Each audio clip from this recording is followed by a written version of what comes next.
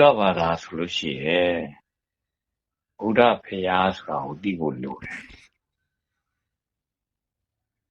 ဘုရားဖရာမသိပဲနဲ့ဆိုရင်ကတော့ဘုရားဘာသာမဖြစ်ဘူးဥပမာသူတို့အိမ်လေးဆောက်တော့မောင်စောကိုဘုံပြောရတယ်မိမဖရာချက်ထက်တာဖရာတယ်ဟုတ်နော်ဖရာရှင်ပူစားတယ်ပေါ့နော်ခေမင်းထည့်ပေးလိုက်ရတယ်ဘုရားရှင်မရှိရင်မိမဥရနေလိမ့်မယ်အဲ့လိုများတော့ပြောခဲ့ရတယ်နော်ရှိလဲရှိရထွားရဘုရားရှင်ဟုတ်တယ်အဲ့ဒါလေတကယ်ကြတော့လေတို့ဗုဒ္ဓဘာသာတွေဘုရားမသိဘူးဗျဟုတ်နော်သမီးကြမှာမသိတာမဟုတ်ဘူးသမီးအမေနဲ့အဖေလည်းမသိဘူးသမီးရဲ့အဖိုးလေးဖွားတွေလည်းမသိဘူးသမီးရဲ့အမေဖေနဲ့အဖိုးတွေဖွားတွေကိုတော့ကားပြီးဘုန်းတော်ပြောတာမဟုတ်ဘူးဘုန်းတို့ရဲ့အမေဖေလည်းမသိဘူးဘုန်းတို့အမေဖေရဲ့အဖိုးတွေဖွားတွေလည်းမသိဘူးအဲ့ဒါဘုန်းတို့အမေဖေလို့ပြောလိုက်လို့ဘုန်းတယောက်တည်းမဟုတ်ဘူးဒီကအကုန်လုံးလူတွေရဲ့အမေဖေတွေဖိုးဖွားတွေကြည့်မသိဘူးအမေဖေတွေဖိုးဖွားတွေပြောလိုက်တော့တော်လေးတော့ဒါကုန်စင်နေပြီလို့ပြောရပါမယ်ကုန်စင်မှုတီးတဲ့ကိုအများကြီးတိုးပမာပြီမှာဗုဒ္ဓဘာသာကိုတီးလို့ရှိဘူးဆိုပြောကြတယ်နော်မှန်ပါဗျတကယ်တော့တိုးဗုဒ္ဓဘာသာဘုရားကိုးကွယ်တယ်ဆိုတာတေတီတွေကိုးကွယ်လို့ကိုးကွယ်ချင်းတူတော်တွေကိုးကွယ်လို့ကိုးကွယ်အဲ့လိုရုပ်ပုံတော်တွေကိုးကွယ်လို့ကိုးကွယ်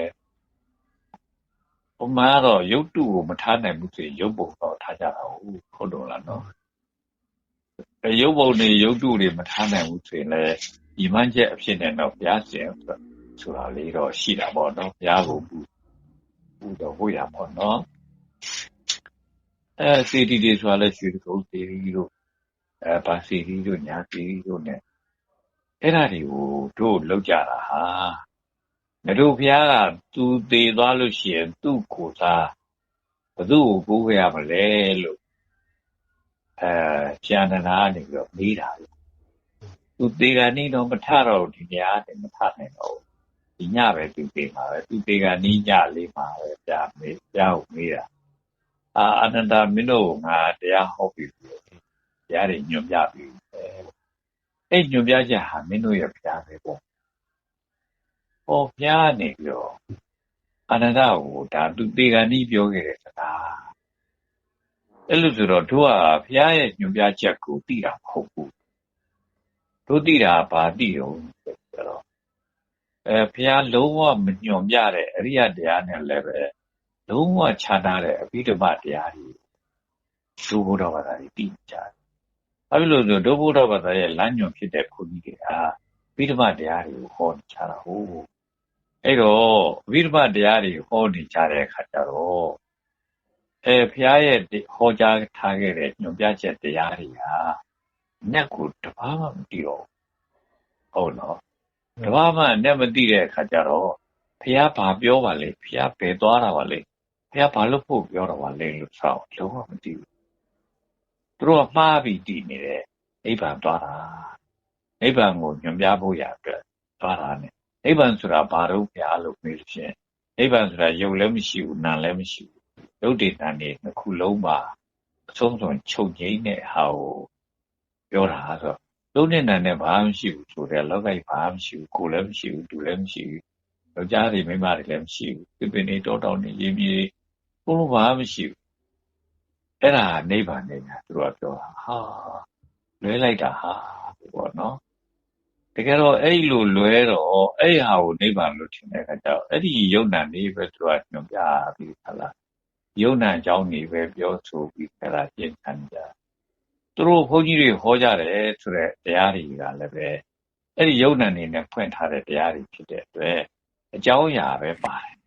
ဘာမှမဖြစ်ဘူးဆင်ညာတော့ခုပြောနေတဲ့ဒီပရမတ္ထသစ္စာယူဆတွေကဒါဗိဓမာကိုခြေခံပြီးတော့ဖြစ်ခဲ့တယ်ပေါ့နော်အဲ့တော့ဒါဗိဓမာနဲ့ပတ်သက်ပြီးတော့ဒီပါချုပ်ဆရာတော်ကြီးဟောထားတဲ့တရားတစ်ပုဒ်ကိုကျွန်တော်တွေ့ထားတယ်အဲ့ဒီထဲမှာဆိုရင်ဒါဆရာတော်ကပေါ့နော်ဒီပိဋကတ်သုံးပုံထဲမှာဒီဘုရားရှင်ကိုယ်တိုင်ဟောထားတဲ့ဒီအဘိဓမ္မဆိုတဲ့စကားလုံးပေါ့နော်အဘိဓမ္မဆိုတဲ့စကားလုံးရဲ့ဒီအဘိဝိနယဆိုတဲ့စကားလုံးရဲ့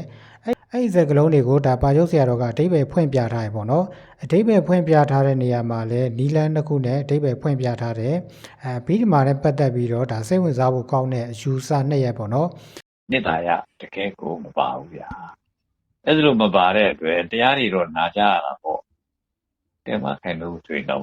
တရားပွဲပေါင်းများစွာနာဘူးမှာနော်တူတဲ့တို့ဒီဘော်ဒလာဟောပါတယ်နော်ကိုယ်ဝေရတော့ပါလို့ဆိုရင်နော်တီဗီတကားလည်းဟောတာပဲဗျာနော်ဘော်ဒမောခုရောတီဗီတကားလို့ဆိုရင်ဘုန်းတို့အဲ့ကြောင့်ရှိနေတော့အဲ့ထဲမှာဟောတာတွေသိရပါတယ်ဗျာနော်ဘာဘသူမှအဲ့တရားဟောတာဗျာတရားကြီးမရောက်ဘူးဗျာသူတို့ကဘာဖြစ်လို့လဲလို့ဆိုတော့သူတို့မှတရားမသိတာမသိတော့တို့တရားနာတဲ့သူကလည်းဘုရားရဲ့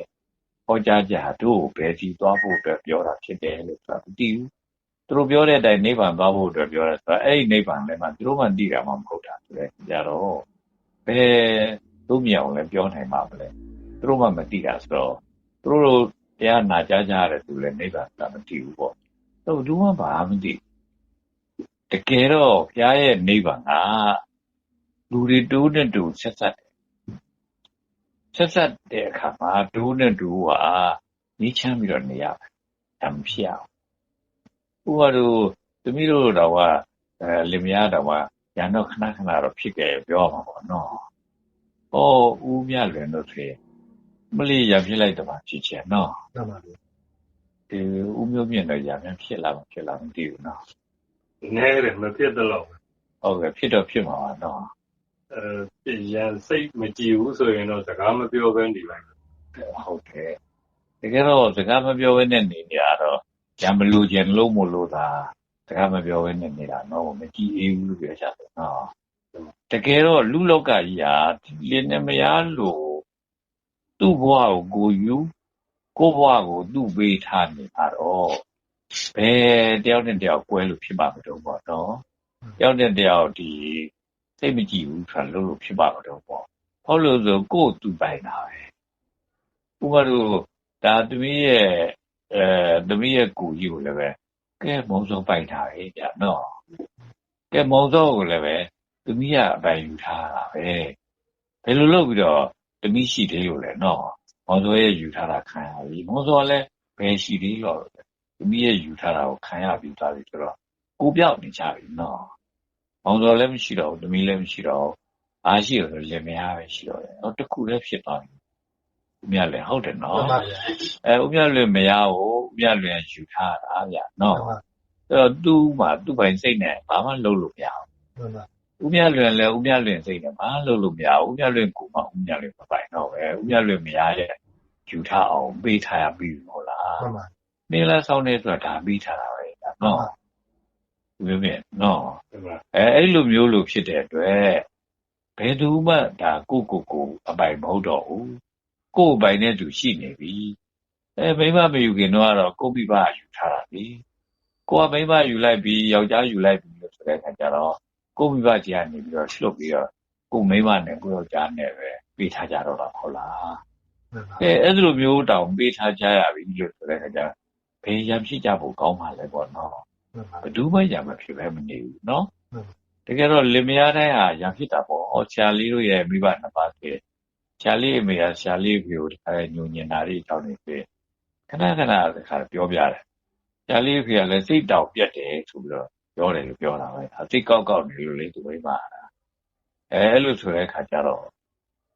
သူမိမအဲ့လောက်စိတ်ကောက်ရင်တော့သူလုံးမလုံးတော့ဘူးလို့ဆိုတဲ့ဟာမျိုးလို့ဆိုတော့လုံးအောင်အတွက်ပြန်ပြီးတော့စိတ်တော့ဖြောက်ပေးရတာပေါ့နော်ကြာတော့လင်မယားဆိုဘယ်သူမှမဖြစ်ဘူးလို့မရှိတလောက်ပဲလင်မယားတကယ်တော့ရန်ကိုမဖြစ်ရမယ်ဟာလင်မယားတင်လားလို့မဟုတ်ဘူးဘယ်သူနဲ့မှရံဖြစ်အောင်ကြာတော့ဘယ်အိမ်မှရံမဖြစ်တဲ့အိမ်လို့မရှိဘူးအိမ်တိုင်းရံဖြစ်တယ်ဘယ်အိမ်မှမဖြစ်ဘူးလို့မရှိဘူးဦးမျိုးမြင့်တော့လည်းသူတို့အိမ်တော့လည်းသူရဖြစ်ခဲ့တာပဲသူ့အမအိမ်နဲ့နော်အဲ့လိုမျိုးပေါ့ဒါသူ့ရဲ့အမနဲ့လားညီမနဲ့လားမသိပါဘူးဈေးကိုသွားပြီးတော့ထမင်းကြိုက်ပို့တယ်လို့ဦးမျိုးမြင့်ရုပ်ပြောတယ်လေထမင်းကြိုက်ကြီးတယောက်တလဲဆွဲရမယ်ဟာတော့ငါဆွဲတာကုန်ပြီမင်းဆွဲတော့ဆိုသူ့လည်းမဟုတ်သေးဘူးတဲ့သူဆွဲဦးတဲ့နှစ်ယောက်လုံးထမင်းကြိုက်ကြီးကိုပြန်ယူတော့မရတော့ဘူးလေ ကဲဆိုတော့ရာကတော့ဖြစ်တာပဲနော်ဘယ်ညီကိုမောင်နှမမွေးခြင်းမှရာမဖြစ်တဲ့သူလည်းမရှိဘူးနော်ကဲမွေးခြင်းသားခြင်းနဲ့လင်းနေမရတဲ့တာ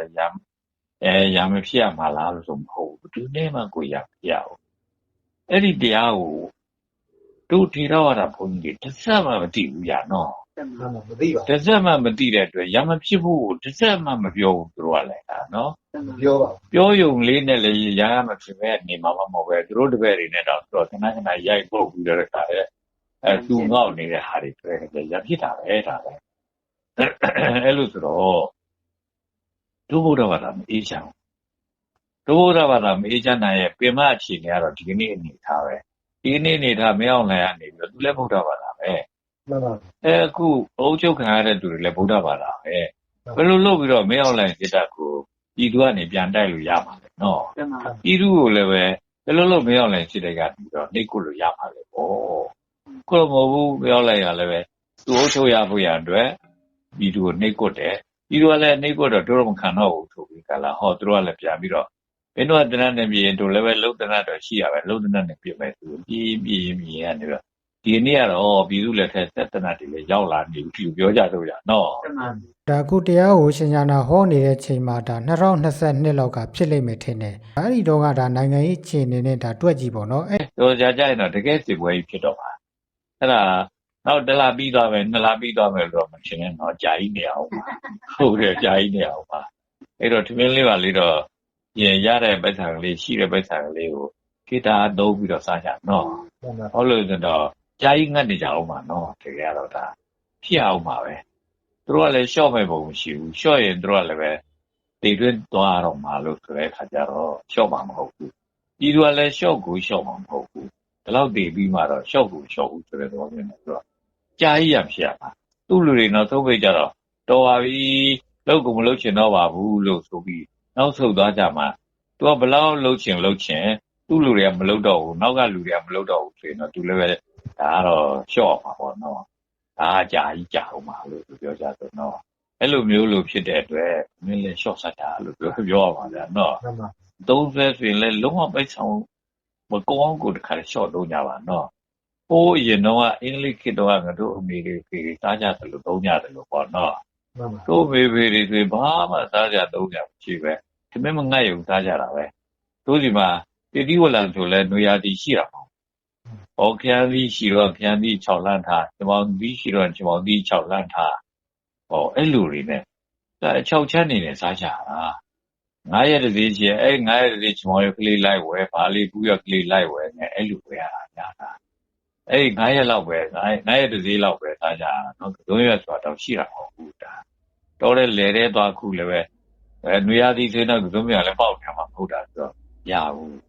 အဲ့တော့တို့တကယ်တို့မိဘတွေတို့တော့ဆင်းရဲပါတယ်တို့မိဘတွေဆင်းရဲမယ်တို့ကထမင်းကတော့မပြတ်ဘူးသူတို့သုံးတတ်အတော်များများထမင်းငတ်ပြတ်နေတဲ့အိမ်ကဆန်လာချီတာတို့ထမင်းလေးတဲဖို့ရတော့မချီလို့မလို့အတင်းနေထမင်းတဲဖို့ရတော့ဆန်လေးတော့ချီပါနဲ့တို့အိမ်လာချီတာတွေတော့တို့ငယ်တော့မတီနိုးနားနဲ့ကြားရတယ်ပြီးတော့ဘယ်လိုလဲလို့တော့အောင်ပြီအဲ့တော့တို့တိုင်းပြည်တို့စီဆိုချင်းတကယ်ငတ်နေတာရဟုတ်နော်အဲ့ဒီတော့ငတ်တာကြီးရတော့ဒါရှိကြီးဘာလို့ဆိုခိကလည်းသိုးတယ်လေဘာလို့ဆိုဒုတိယကမ္ဘာစစ်ကြီးဖြစ်နေတာရဲ့နောက်တပုံနေထနေတာရဲ့ဂျပန်နေဝဲနေတာရဲ့နဲ့ဆိုတဲ့အခါကျတော့တို့စီငတ်တာနေသေးတယ်လို့ပြောမှာဗျာနော်အဲ့လိုဆိုတော့အဲ့လိုမျိုးတော့ရောက်မှာတော့မဟုတ်ဘူးအဲ့လိုမျိုးမရောက်ပြီမလို့အဲ့နားလောက်နီးစီထိတောင်းမှရောက်သွားခံရစရာရှိတယ်လို့ပြောကြဆိုတော့အဲ့တော့ဒုတိယလူတွေကဘယ်မှမလှုပ်တော့ဘူးအခုတော့ဒုတိယလူတွေကကဲသမီးရဲ့ညီမတောင်စင်ကာပူရောက်နေတယ်ဗျာတချို့ညီတွေတို့မောင်တွေတို့ညီမတွေတို့ဟောထိုင်းရောက်လိုက်ဟုတ်လားမလေးရောက်လိုက်နေဆိုတော့အဲ့ဒီသွားတာအလုပ်လုပ်တဲ့အတွက်အဲ့ဒီကတော့မဆန်နေရနေတာဟုတ်နေ့ကပဲညာထူးတာနဲ့ဖုန်းတယ်ညာထူးတာရဲ့အဖေနဲ့ပဲဝေးကောင်ရောက်သွားပြီရောက်သွားပြီဆိုတော့ရောက်သွားတာမှ4-5ရှိဘယ်လိုရှိလဲတပတ်လောက်ရှုံးတယ်အဲ့ဒါလေးဟိုမှာလှုပ်နေပြီတဲ့တပတ်ဟိုမှာလှုပ်နေပြီလို့ဆိုတာတစ်နေ့ဘယ်လောက်ရတော့တစ်နေ့3သိန်းလောက်ရတယ်ကဲဘာလို့ဆိုတော့$14တနာယူ$14ရတယ် 2ယောက်လို့ပေါ့နော်2ယောက်ဆိုတော့$14နဲ့လီ$28ရတာပေါ့နော်ကဲ$28ရပြီဆိုတဲ့အခါကျတော့တနာရီ$28 10နာရီတောင်သူအလုပ်ချင်းနေတယ်10နာရီတောင်လုပ်ချင်းပြီဆိုတော့28လူဖြစ်သွားပြီကြာနော်280နော်ဟိုအဲ့လိုကြီးဖြစ်သွားပြီဆိုတော့ဟွာငွေတဲ့ဆိုရင်တော့တိတ်နေအများကြီးချီရသွားပြီပြောကြဆိုနော်အဲ့တော့ဆိုလိုတာကတော့အဲ့လောက်ကြီးတာရောလူတွေကမျက်စိတွေပေါက်ပြီးတခါလာလမ်းတွေကလည်းရှောက်နိုင်နေပြီလို့ဆိုတဲ့အခါကျအမေရိကန်ရောက်လို့ရောက်ဟိုလည်းပေါ့နော်ဂျပန်ရောက်လို့ရောက်အဲ့လိုသွားနိုင်နေတဲ့အတွက်အဲ့လောက်တော့ငတ်မှာတော့မဟုတ်ဘူးဒါပေမဲ့ငတ်တော့ငတ်မှာပဲသူတိုင်းပြည်လို့ပြောရမှာနော်အဲ့လိုဖြစ်တဲ့အတွက်တေးရံဖြစ်တာဘယ်လောက်ဆိုးလို့နော်အခုမှရံဖြစ်တာလားဆိုဘယ်တော့မှဖြစ်ရံဖြစ်တယ်တို့ရှင်မင်းရဲ့သမိုင်းကိုပြန်ကြည့်ရင်ရံမဖြစ်တဲ့စစ်မတိုက်တဲ့နေ့ရဲ့လို့ကိုမရှိတဲ့လောက်ပဲကြာနော်အဲ့တော့တို့ဗမာဘုန်းကြီးတွေတို့ထေရဝါဒဘုန်းကြီးတွေဘယုဒုက္ခတွေတကယ်တော့တို့ဘုရားရဲ့အဓိကပန်းတိုင်ကရံဖြစ်တယ်ခင်ဗျရံမဖြစ်ရင်ငြိမ်းချမ်းတာလေတကယ်လို့ငြိမ်းချမ်းတယ်ဆိုတာရံမဖြစ်လို့ငြိမ်းချမ်းတာနော်ဦးမျိုးမြင့်တို့ရံမဖြစ်လို့နည်းနည်းတော့ငြိမ်းချမ်းတဲ့ပုံရှိတယ်နော်ငြိမ်းချမ်းပါလေဗျအဲ့ဒါရံမဖြစ်လို့နော်တကယ်လို့ဦးမျိုးမြင့်ရံမဖြစ်တတ်လို့နော်ဒါငြိမ်းချမ်းတာနော်တရုတ်ပြည်ကိုရောက်တဲ့လူတယောက်ကပြောတယ်တရုတ်ပြည်ပါရံဖြစ်တယ်တဲ့ရံဖြစ်တယ်ဆိုလို့ရှိရင်လက်တိထိုးလို့တခါလဲသွားလိုက်ပိုလူနာရောက်တဲ့ခါကျလက်တိမထိုးဘူးလေဒုံနေရိုက်မလို့ဆိုတဲ့ခါလဲဒုံဆွဲပြီးတော့သွားလိုက်ခုနာရောက်တဲ့ခါကျဒုံနေမရိုက်ဘူးလေဗျာမင်းတို့တရုတ်တယောက်ကွာပွဲတွေကကြာနေတာပဲရံလက်တကယ်လည်းမဖြစ်ပဲနဲ့ခါတယ်မင်းတို့လုံနေတာတရုတ်ဆောင်နေတာကြာနေတာပဲဘာဖြစ်လို့အဲ့လိုဖြစ်တာတုံးမေးတဲ့ခါကျပြောတယ်တဲ့တရုတ်ကဘယ်လိုပြောလို့ဆိုတော့စရိုက်တဲ့သူကဘလောက်မှန်ပိုးပြီးတော့အပြည့်ရမှာစထိုးတဲ့လူကဘလောက်မှန်ထိုးခံရတဲ့သူကဘလောက်မှားမှာသူကထိုးတာမဟုတ်ဘူးသူကထိုးခံရတာပဲသူကအပြည့်ရောရမှာတဲ့သူကပြအဲ့လိုဆိုတော့အပြည့်ပိုရမှာကိုသိုးရင်တဲ့အတွက်ကိုယ်လည်းမှန်တယ်ကိုယ်လည်းပို့ပြီးတော့အပြည့်ရတယ်ဆိုမကြိုက်သေးဘူးဆိုပြီးတော့မထိုးဘဲနဲ့ထိုးခြင်းနဲ့စိတ်ရှိလို့လက်ပြည့်တပြင်းပြင်းထိုးခြင်းရိုက်ခြင်းနဲ့စိတ်ရှိလို့ဒုက္ခတဆွဲနဲ့မရိုက်ကြဘူးတဲ့ဆိုလိုတာတော့မရိုက်ဘူးဆိုရင်လည်းတိတ်တော့လည်းရံကမရှိဘူးပေါ့နော်လက်သီးနဲ့မထိုးဘူးဆိုရင်လည်းရံကတိတ်မရှိဘူးပေါ့နော်ဘာပြေပေါင်းစော်လို့ဆိုရင်နေတော်မင်းတို့ရံဖြစ်ကြတာပါထိုးကြတယ်ကြိတ်ကြတယ်ဆိုအဲ့လိုဆိုတော့ရံဖြစ်တာပေါ့နော်အဲ့တို့ရဲ့မင်းရဲ့မိတ်ဆွေဦးလင်းအောင်ကြီးနော်တို့ဘာလဲဆိုရင်ဒီခါလဲဆွဲရိုက်ပလိုက်တာတော့ဟုတ်လားထိုးပလိုက်တာတော့ဆိုသူတို့ကတတ်ထားတာလဲအဲ့ဒီ line နေတတ်ထားတာဟိုးရဟိုတော့တိုင်းနေပါပြီပေါ့နော်အဲ့လိုဆိုတဲ့အခါကျတော့သူတို့မှားနေတယ်လို့ပြောရမယ်သူတို့မိသားစုရင်တစ်ချက်မှမအေးဘူးဆိုရဖြစ်ရင်တားကြရှိပါမလားဗျာနော်ရှိပါဘူးကျုပ်တို့ဗမာပြည်ကဗမာတွေရဲ့စစ်တပ်ဆိုတာဗမာရဲ့စစ်တပ်လို့ပြောရမှာလို့ပါပဲအဲ့ဒီစစ်တပ်နဲ့ရှမ်းနေလည်းရဖြစ်တာပဲကချင်နေလည်းဖြစ်တာကရင်နေလည်းဖြစ်တာကယားနေလည်းဖြစ်တာပဲရခိုင်နေလည်းဖြစ်တာပဲချင်းနေလည်းဖြစ်တာပဲဗမာပြည်တော်စုရှိတဲ့ပြည်နယ်တွေတိုင်းနဲ့ဗမာစစ်တပ်နေရဖြစ်တာနော်အဲ့လိုဆိုဗမာပြည်ကဘလောက်ပဲရာသီဥတုတွေနဲ့ကောင်းဘယ်လိုလုပ်တိုးတက်မှာလဲဗမာပြည်ကမွဲနေတာဗျနော်အဲ့တော့ဗမာပြည်ကအမြဲတမ်းလွတ်လပ်ရေးရတယ်ဆိုကြတဲ့ကရံဖြစ်ကြတာဗျနော်မှန်ပါရံဖြစ်နေမှာတော့ဗမာပြည်ဘယ်လိုလုပ်တိုးတက်မှာနော်အဲ့လိုဖြစ်တာအဲ့တော့ဆိုလိုတာကတော့ဘုန်းတို့ဗျာကရံမဖြစ်ဖို့အဓိကပြောငြိမ်းချမ်းတယ်ဆိုတာနိဗ္ဗာန်ဆိုတာငြိမ်းအေးနေတာဘာငြိမ်းအေးနေတာဆိုတယောက်နဲ့တယောက်ကလုံးဝကြည်အေးနေတာကိုနိဗ္ဗာန်ခေါ်တာဗျာဟုတ်တယ်ပါနော်အဲ့လိုဆိုတော့လို့မလို့ဘုန်းကြီးတွေမသိပါလားလို့တကယ်တော့တရားဆိုတာရုပ်တည်နာနေလို့သူတို့ကမှတ်နေပြီတလားနိဗ္ဗာန်ဆိုတာအဲ့ဒီရုပ်တည်နာနေချုပ်တဲ့နေရာရောက်အောင်ကြည်နိုင်တာနိဗ္ဗာန်လို့သူတို့ကအဲ့လိုမျိုးပြောတာဆိုတော့မဟုတ်ဘူးတကယ်ဆိုတော့တို့ဖျားပြောတာအရိယသစ္စာဆိုတာကမတရားတာရယ်တရားတာရယ်နှစ်ချက်ပေါ့နော်မတရားတာတစ်ချက်တရားတာတစ်ချက်မတရားတဲ့အတွက်အပြစ်အနာစာတွေဖြစ်တာတယ်ရံနေဖြစ်ကြတာတော့တစ်ချက်တရားတဲ့အတွက်ရံနေငြိမ်းပြီးတယောက်နဲ့တယောက်ကတော့အမြဲတမ်းပျော်ရွှင်ပြီးတော့နေနေတာတစ်ချက်ပေါ့နော်အဲ့ဒါဒီချက်၄ချက်ကိုအရိယသစ္စာ၄ချက်ပြောတာ မတရားတာတွေကယန္တိကိုဖြစ်စေတယ်တရားတာတွေကယန္တိကိုငြိမ့်စေတယ်ယန္ငြိမ့်တာရဲ့တရားတာရဲ့ယန္တိဖြစ်တာရဲ့မတရားတာရဲ့ဒီချက်လေးချက်ကိုအရိယသစ္စာပြောတာလုံးဝအဲ့ဒီအရိယသစ္စာကရပြောက်ွယ်နေတယ်ဗျာအခုတော့အပြောက်ွယ်နေတော့သူတို့ဘာဖြစ်လို့ပြောက်တာတော့သိရောပြီးဒီမှာလေးကြောက်ပြောက်တာဒီအာရမဏမီကျော်အဓိပတိမီကျော်နဲ့ပဋ္ဌာန်းကြီးကြောင့်ပြောက်တာအဲ့တော့အဲ့ဒီပဋ္ဌာန်းကြီးဆိုတာလေပဋ္ဌာန်းပွဲမလုပ်တဲ့နေရာလေလို့ရှိပါဘူးဗျာတခါတည်းပဋ္ဌာန်းမှာမဖူးဘူးကဘူးတဲ့သူမနာဘူးတဲ့သူတော့မရှိပါဘူးဗျာနော်အဲ့ဒီလိုဆိုတဲ့အခါကျတော့အကုန်လုံးခါတဲ့ဒီအဘိဓမ္မာကိုအဘိဓမ္မာအထက်မဟုတ်တော့ပဲနဲ့အကုန်လုံးဖျားရဲ့ဒီအရိယတရားတွေကိုလည်းသူကလွတ်မိုးလိုက်တော့အရိယတရားကိုပြောက်ရောဗျာကိုလိုနိဗ္ဗာန်ဆိုတာဘာမှမရှိတာဆိုတဲ့အခါကျဘာမှမရှိနေမှတော့ကိုလည်းမရှိဘူးသူကမရှိဘူးလို့ပြောဘယ်လိုလုပ်ပြီးတော့ငြိမ်းချမှာလဲရှင်ညာနာရဲ့ပြစ္ဆုတ်ပံကမ္မဝါဒအရိယသစ္စာနဲ့ပတ်သက်ပြီးတော့တည်တည်ချာချာနားလည်ခြင်းလို့ရင်ပေါ့နော်ကျွန်တော်ဒီဗီဒီယိုရဲ့ရှေ့မှာတင်ထားတဲ့ဗီဒီယိုတစ်ပုဒ်ရှိတယ်ပြောလို့ရင်တော်တော်လေးကောင်းတဲ့တရားတစ်ပုဒ်ပေါ့နော်အဲ့ဒီတရားကိုနားလိုက်လို့ရင်ဒါအရိယသစ္စာဆိုတော့လေကောင်းကောင်းကြီးနားလည်သွားနိုင်တဲ့တရားမျိုးကျွန်တော်ဘယ်ကောင်းစဉ်နဲ့တင်ထားသလဲဆိုရင်ဉာဏ်မီလို့ရင်ဒီတရားတစ်ပုဒ်ထဲနဲ့အရိယဖြစ်သွားနိုင်တယ်ဆိုတဲ့ခေါင်းစဉ်နဲ့တင်ထားရပေါ့နော်စိတ်ဝင်စားလို့ရင်ဒီဗီဒီယိုရဲ့ရှေ့မှာပဲကျွန်တော်တင်ထားရှိတယ်တွားပြီးတော့ကြည့်လိုက်ပေါ့